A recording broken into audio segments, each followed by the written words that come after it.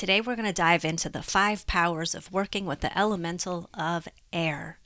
Air is so powerful. We're going to go through all these different powers, and if you stick around to the very end, we're going to talk about practical, easy ways that you can incorporate this into your life.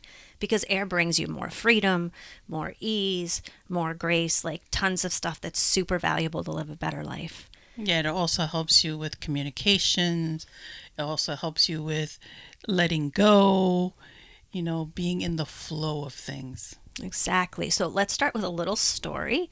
I don't know if you've ever been walking and then suddenly you see like a majestic hawk or another large bird, even small birds fly over your head.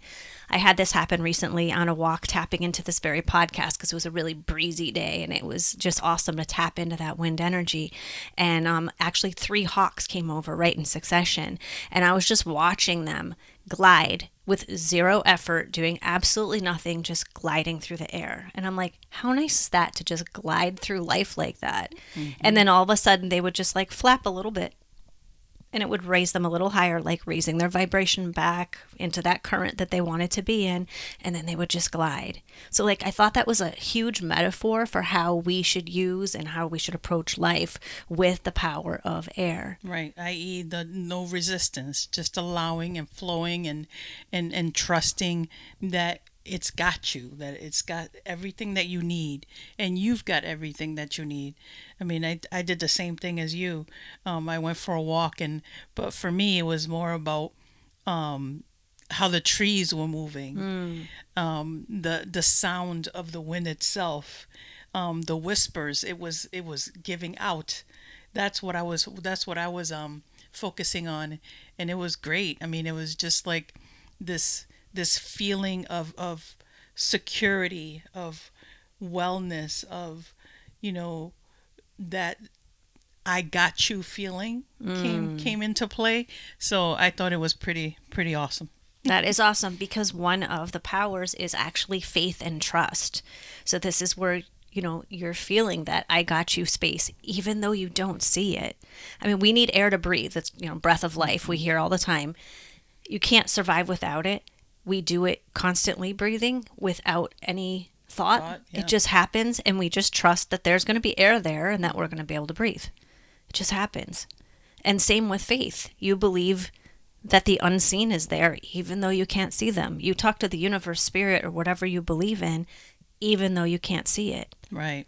Just so when you're going around saying I don't trust, that is not my nature, that I'm calling bullshit, because we do it instinctually, like you said, with breathing and our faith and things like that. So yeah, stop saying that. Yeah, stop saying things that go counter to what your core essence says. Exactly. These are just, I mean, not that you've done anything wrong. It's just these are ingrained things, that common phrases that we've heard all of the time, and they just fall out of our mouths with little thoughts. This is where you bring awareness into it and more intention to what you're saying and more intention to what you want to say. And it really like is speaking words into existence.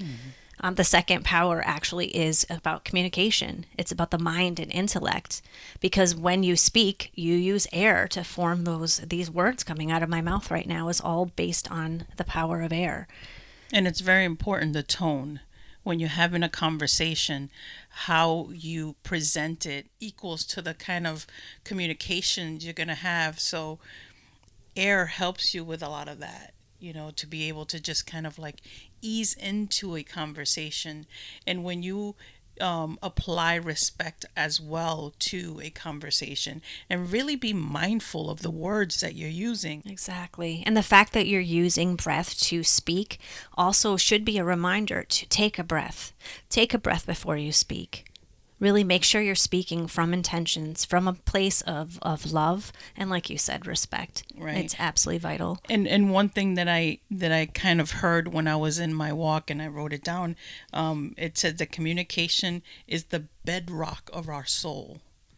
And I thought that was pretty cool. That's the whisper that I got really quick. Absolutely. Yeah. And when we're talking about communication, this being the bedrock, it's because it's communicating here physically on Earth, and it's also communicating again with the unseen, with the universal realm. Right. So it's helping you bridge both of those things with moving what you want out into the earth and into the air and back and forth to balance all of that. And then the third power is change. We know wind changes everything. Look at all the other elements. I mean, the wind moves the tide. The wind blows leaves and dirt and dust around it, so it moves the earth. Yeah, Fuels the fire. as is taking out is also ushering in new things. Exactly. I mean, you got to think about that. It's kind of doing simultaneous work. Get cleaning up, bringing in, cleaning up, bringing in. So, yeah, it's all in how you see it. Right. And when I was walking, I was noticing the leaves, like, so it's blowing them off the trees. So it's like the tree shedding what it no longer needs. Mm-hmm. And then the wind just like, blowing it for everyone to see. Like you can see all the, like, this is all the old shit that doesn't need to be here. And then it starts breaking down and going into the earth. So it's wind and earth like working together is I think really important, because if you're doing a lot of wind type of energies, you're a lot of change and a lot of communication and stuff. That's a lot of out and then grounding it back down in here with the earth. And that's why something like we have sage right here is an awesome tool to use, because you light it up and there you go, your smoke is your air energy, but it also, the sage comes from the earth. Air is an element that we consistently ignore, even though it's always there. Like for myself, I think it was last summer where it was consistently windy. And every time I get, what is up with this fucking air? With this fucking wind all the time. And I was kind of getting annoyed, and I had to check myself, wondering why I was getting so annoyed by it. And it was because it was ushering in communication stuff for me. Mm. And I was in some sort of a resistance with it without consciously knowing it. But when I kind of like checked myself and says, okay, why am I having such an adverse reaction to it being windy? Like, come on. That's what I got. That, I was resisting on some healing on communication and things like that. So I sat with that for like several weeks. And within those weeks, it was consistently windy until my lessons was done. And then it stopped. Mm. And I thought that it was... That's brilliant. I'm like, okay, got it. So, I mean, resistance is like a huge one with air. If you're feeling any, or if you're wondering why you're stuck, tap into the air. Because like a bird could try to fly like against the wind currents and put out a whole lot of effort and not move very far. That's when we're in resistance. Or the bird can get in line with the current, with whatever the frequency of energy is, and actually use the resistance to actually glide on the currents of the air. So resistance can actually be a good thing if you're using it to your benefit instead of working against it. Right. When resistance it's a big thing, because people usually think resistance is the going against thing, and but it can be both. It can also be your best friend. This is where self-awareness is very important here. It's important everywhere, to be honest. So if you find yourself feeling like you're stuck, no matter what you do, something is not quite right. You're sitting in resistance. Something in there, you're attached to something that's resisting for what's coming, or resisting letting go of something that needs to be let go of. So when you take that moment to just pause and really reflect on what the hell is going on within you and the energies that you're putting out, then you'll know for sure where you need to go to be able to handle the next steps. Exactly. Yeah. And if you're finding great value in this, please subscribe to the channel so that you can get all the latest videos when they come out. And we'd love for you to like and comment below, like, what are you in resistance, or what are you working on right now with your air energy? Right. So we have two more powers that we're going to tap into. The next one is clarity. And you already had mentioned this a little bit with clearing space using like the smudging or incense and that type of thing. And it also provides clarity, like when you're talking something out. Hence the clear the air phrase that we're all common with. Mm-hmm. So there, it brings your communication back in, but it can clear things up. It can create better synergy between you and another human being, or in a work environment. in your home, and also clearing your space and yourself energetically. Another piece I like to do with clarity is if you use the incense, when you're clearing the house with it or smudging yourself with it, I like to use it to communicate with the spirit realms. So I can watch, like, I notice sometimes when I light the incense up, it's very like frantic and all over the place. And as I'm settling in to what I'm doing and clearing the space or clearing myself, the incense will start to get more and more like just a thin line. And when I'm really tapped in, I notice I get like rings of the incense going. And then when I hit the ring part, I know that I can actually, I'm tapped in and I'm where I'm supposed to be and everything is clear. The channel is clear and I can start asking questions.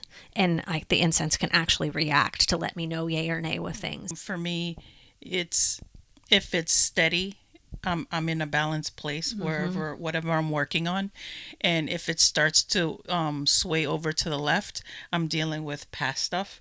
If I'm dealing with if it's going to the right, then I'm dealing with something that's coming up. So it's like that's how I gauge when I'm doing the work, and I'm using incense as a part of the air element to it. That's how I can tell. It can mean so many different things depending on what you believe in. So it's there's no right or wrong here, Right. and there's no one way. So Whatever works for you. And if you're not sure what works for you, play with it. Like, call in your guides or whatever you want to speak to and say, I'm going to ask about this. And can you show me like what the incense will look like, what the smoke will look like when I'm in a good balance place, or when it's a yes? Or can you show me what it looks like when it's in the past, or when it's a no? And set parameters just like you would working with a pendulum. And get a baseline and then start your communication with it. And that's the cool thing about how working with all these elements is they're not just, they're not ego based like a lot of humans are, where it's like, I am air, I am mighty, and I've like, they'll cue you in on like, okay, I'm air and I'm bringing in this. So, tap into your earth energy and really ground in there so that you can weather the storm easily. right. That's really and cool. I'm an air sign, so that works for me. Oh, okay. Yeah, because Libras are I think Libra. Yeah. And Gemini. Something else. I can't remember which one it was. Sorry, third sign. That we are not. But this is why I'm so connected to wind elements, and I've known that for years, and this is why I was so like, knucklehead last year with the whole whole wind thing. Getting into resistance with the wind. That makes sense.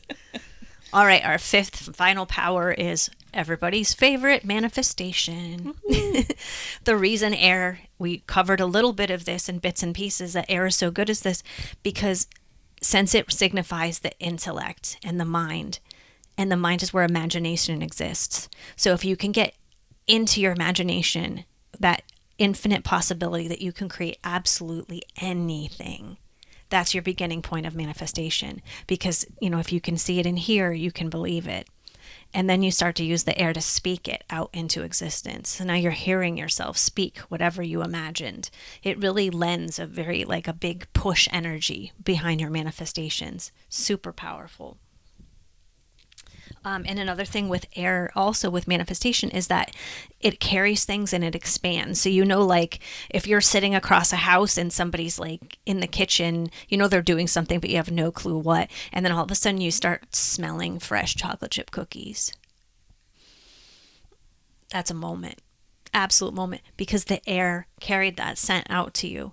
So as you're manifesting and you're speaking out what you want and you're dreaming out what you want, that's being carried in and out on the air. Whatever needs to carry into you to help you manifest that, whatever needs to go out into the universe to connect in with whatever it needs to lock into.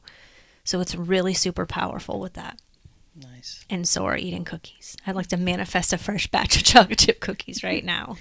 I get that feeling when I smell baking bread. Baking bread. I knew you were gonna. Yeah, fresh baked bread. That's like, oh, it brings me back. Or the salt air when you're near the beach. Yeah. But mostly the baking bread, because I grew up above bakery. Oh, yeah. Growing up, so it's just like that was always the thing. sense of home. Yeah. Very nice. All right, so what are some practical ways? We promised that at the beginning. We're going to deliver that now. Practical ways, easy ways, color. Like light blues and yellows are very air related. So you can wear that, carry a piece of cloth with that. Incense, as we spoke about, smudging.